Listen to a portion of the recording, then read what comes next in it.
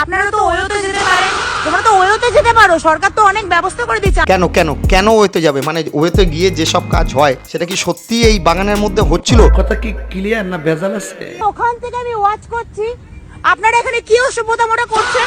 আমরা সাধারণত চোখের সামনে এসব অশ্লীল জিনিস দেখলে সাধারণত চোখ ফোক সরিয়ে নিই বা সেই জায়গা থেকে পালিয়ে যাওয়ার চেষ্টা করি, বা বাচ্চার সাথে থাকলে তাদের চোখটাকে ঢেকে দিই, কিন্তু দিদি সেটা করেনি।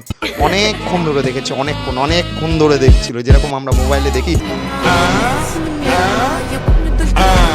এটা তো একটা কলকাতার ঐতিহ্য। আমি তোমার ভিডিওতে নিচ্ছি না, তুমি অনেক ছোট আমার থেকে। হয়তো তাদের মন সরল, তারা এখনো বাচ্চা, তারা প্রাপ্ত বয়স্ক না, হয়তো তারা এটাতেই খুশি, যেটা বাগানের মধ্যে করছিল সেটাতেই খুশি, কিন্তু দিদি এতে খুশি নয়। দিদি দেখার পরে মনে করেছে একই জিনিস অনেকক্ষণ থেকে হচ্ছে, এবারে অ্যাডভান্স লেভেলে যাওয়ার জন্য দিদি পুশ করছে। তুমি আমার ছোট ভাইয়ের মতন বাবা। মানলাম ওর তোমার ভাইয়ের মতন, যদি সত্যিকারের ভাই হতো তাহলে কি সত্যিকারেরই ওয়েতে যেতে বলতে, নাকি বলতে যে বাড়িতে গিয়ে এইসব কর, বা লোক সমাজে এসব করিস না, লোকজন দেখে নিলে খারাপ বলবে। ঠিক বলেছো। আমাদের ঐতিহ্যটা এইভাবে নষ্ট করো না তোমরা তো ওয়েতে যেতে পারো, সরকার তো অনেক ব্যবস্থা করে দিচ্ছে। যেটুকু গাছ বাগানে বসে হয়ে যায়, পার্কে বসে হয়ে যায়, সেটার জন্য কেন ওয়েতে যাবে? দিদি যেহেতু বিবাহিত, দিদি বুঝতেই পারছে না যে কম ছোঁয়াছুঁইতে, মানে চুম্বন টুম্বনেও আর কি মানুষের মনের মধ্যে তৃপ্তি জাগতে পারে। নিঃসন্দেহে তুই ঠিক কথা বলেছিস। তাই দিদি সেটা না বুঝতে পেরে, যেহেতু দিদির বিয়ে হয়ে গেছে, তাই অ্যাডভান্স লেভেলে চিন্তা করেছে, সোজা ওয়েতে পাঠিয়ে দিতে চাইছে। আসো খেলবো। দিদি কি সত্যিকারে জানো যে ওয়েতে গেলে কি কি ঘটতে পারে? মানে 1500 টাকা প্রথমত দিতে হবে ওয়েতে, তারপরে তোমার আইডি কার্ড চেক হবে, আইডি কার্ড জমা নেবে, তারা প্রাপ্ত বয়স্ক কিনা সেটাও দেখা হবে, তারপর তো বিভিন্ন রকমের ঝুটঝামেলা থাকতেই পারে, ফেসে যাওয়ার কোনো চান্স থাকতেই পারে। তাহলে কেন এইসব রিস্ক নিয়ে একটা ছেলে কেন ওয়েতে যাবে? এটা হাস্যকর, হাস্যকর। যেটা করেছো সেটা মুখে বলো, মুখে বলো। আমি 1.5 বছর ধরে বিশ্বাস শুরু করেছি।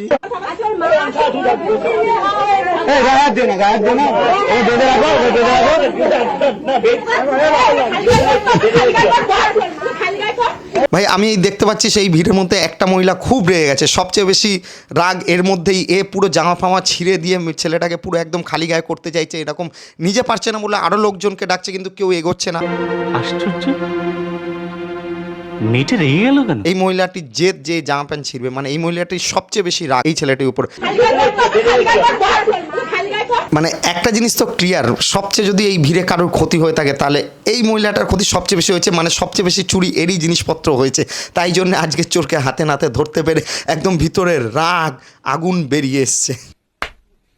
আমি 1.5 বছর ধরে বিশ্বাস শুরু করেছি। কোথা থেকে যে তোমার বাড়িতে ঢুকেছিলাম। এটা একদিন দুদিন না, মানে 1.5 বছর ধরে নাকি এরকম ঘটনা ঘটছিল। তার 1.5 বছর ধরে মানে যে জিনিস চুরি হয়ে যাচ্ছে সেগুলোকে মানুষ কেন আগলিয়ে রাখছে না আমি বুঝতে পারছি না। মানে আজ যদি আমার ঘরে সোনা থাকে আর সেটা যদি একবার চুরি হয়ে যায়, পরের বার আমি সোনা আনলে সেটাকে নয় ব্যাংকের ভল্টে লুকিয়ে দেবো, আর না হলে একদম মানে সবসময় পড়ে থাকবো, যাতে বাইরে না কোনোভাবে চোর দেখতে পায়। মানে বাইরে তো বার করাই যাবে না, সেটাকে ঘরের মধ্যে খুব সেফলি রাখতে হবে। সেই রকম কেন ঘটেনি আমি বুঝতে পারছি না, যেটা 1.5 বছর ধরে চুরি হয়ে যাচ্ছে এবং একজনের না বহুজনের বাড়ি থেকে চুরি যাচ্ছে। তাও কেন সেখানে লোকেরা প্রিকশন নেয়নি? তাও কেন নিজেরা নিজেদের জিনিসকে গুছিয়ে রাখেনি?